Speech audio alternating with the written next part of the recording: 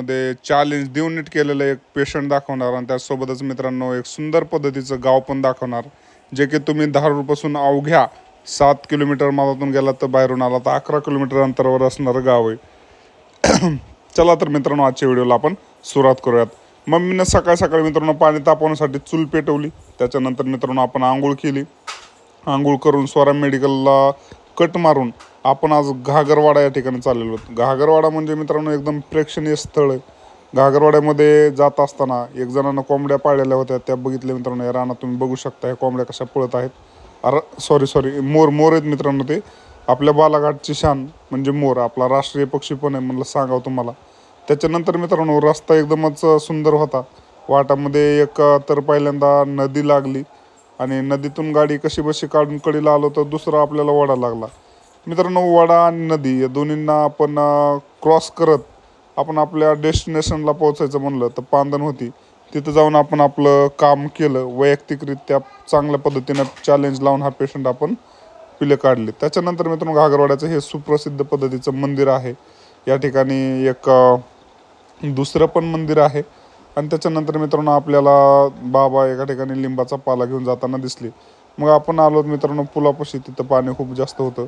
आणि हे तिसरं मंदिर. मित्रांनो या ठिकाणी 3 महत्त्वाचे देवस्थान आपल्याला पाहायला मिळाले. तर नक्कीच घागरवाड्या ठिकाणी गेलात तर गोपाळ बाबांचं दर्शन घ्या. त्याच्यानंतर हनुमान मंदिर आहे आणि वरी एक दर्गा आहे. मित्रांनो आपण आता परळीला आलो तर एकदम बोर झालो डॉक्टरांची वाट बघून. आगावसाहेब काय आज वातीचं ऑपरेशन करायला गेले होते. 2 तास झालं वेट करतो पण आगावसाहेब काही येता येत नव्हते. पण मित्रांनो आपल्याला त्यांना टाळून पुढं जाता येत नाही, कारण की मित्रांनो आगावसाहेब म्हणजे परळी तालुक्याची शान आहेत. फायनली ते आपल्याला भेटले आणि आपल्याला आता गावाकडे जायचं आहे. चेहऱ्यावर आनंद काय आपल्या मात नव्हता, कारण की गावाकडे जायची ओढ. लहान मुलगा असो किंवा म्हातारा माणूस असो, कुणी असलं तरी एक वेगळ्याच पद्धतीची मज्जा गावाकडं आपल्याला असते. वाटत जाताना मित्रांनो पाहिलं नदीमध्ये कशा पद्धतीनं नालीचं पाणी गावकरी लावत आहेत. त्यासोबत मित्रांनो एक सुंदर पद्धतीचा पक्षी फ्लाय करताना आभाळामध्ये आणि लहान मुलं स्विम करताना मित्रांनो नदीमध्ये. ह्यांचा जल्लोष आणि ह्यांची मस्ती एक वेगळ्या पद्धतीचं आकर्षण असतं. बघ मारला मुटका आणि मित्रांनो पाणी डायरेक्ट बाहेर. अशा पद्धतीनं तुम्ही पण कधीतरी कुठंतरी पोहला असताल. यंदा पावसाळा खूप चांगल्या पद्धतीने झाला आहे आणि ह्या चिल्यापिल्यांना ह्या पावसाचं महत्त्व माहिती आहे. तसं तर मला पण माहिती आहे, पण आपल्याला सध्या टाईम भेटत नाही पोहायला. आपण हे थोडंसं मिस करतो मित्रांनो. त्याच्यानंतर मित्रांनो आपण परळीचा घाट ओलांडला. वरी एक रस्त्याला अख्ख्या डोंगरात इलाक्यात एकच घर होतं आणि परत डबल आपल्याला लागलं जंगल. परळीमध्ये खूप साऱ्या पद्धतीचं जंगल आहे मित्रांनो. त्याच्यानंतर वरवटी या गावामध्ये एक मंदिर आहे. त्यासोबतच गोपीनाथरावजी मुंडे साहेबांच्या नावाने एक गोशाळा पण आहे.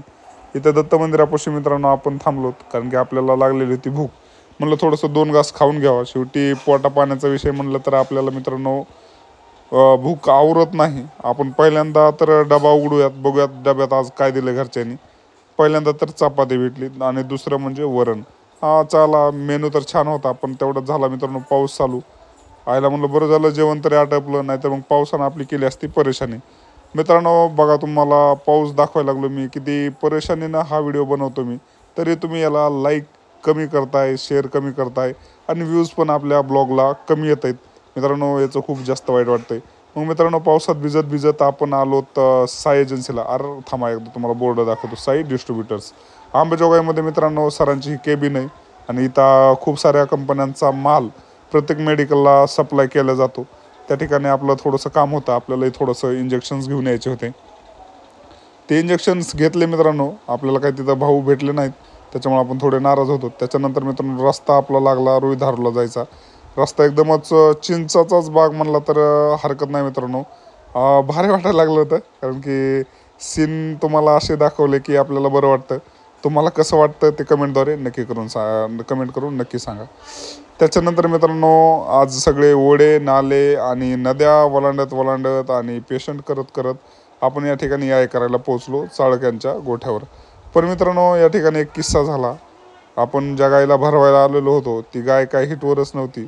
आपला डोस उगाच फेल गेला आणि शेतकऱ्याचं 300 रुपयाला चंदन लागलं. कारण की मित्रांनो आपण असं 500 रुपये घेणार होतो त्यांच्याकडून, पण डोसच म्हणजे जनावरच हिटवर नसल्यामुळं आपण फक्त 300 रुपये डोसचे पैसे घेऊनच वापस आलो. त्याच्यानंतर मित्रांनो अंजनगावला आपण आलो कसपटे यांच्या फार्मवर. या ठिकाणी शेतामध्ये मेंढ्या चरत होत्या. एकदम मनमोहक दृश्य होतं. आपली काय नजर हटत नव्हती तिथून, कारण की आपल्या व्ह्युअर्सला काय आवडतंय तर सगळी हिरवळच आवडते. आणि त्याच्यानंतर मित्रांनो या बैलाला आपल्याला थोडंसं खाण्यासाठी इंजेक्शन द्यायचे होते. आणि त्यानंतर परत मित्रांनो सगळं आपलं लक्ष त्या मेंढराकडे. मेंढरामध्ये एकदमच जीव गुंतला होता आपला. मग भाऊनं आपल्याला दिल्या सुया. म्हणले मालक तुम्ही तुमचं काम करा आणि इथून निघा. मग मित्रांनो त्यांनी बांधलं काळ्या बैलाला मित्रांनो आपण टोचवलं 1-2-4 सुया, कारण की बैलाला थोडंसं जेवण करायचं होतं. अरे मला जेवण करायचं होतं आणि आज बकऱ्याचं मटण होतं मित्रांनो मेनूमध्ये. तर आजची रात्र नादखुळा चंद्र कसा दिसतोय. आणि तुम्हाला व्हिडिओ आवडला असेल तर नक्कीच मित्रांनो लाईक करा.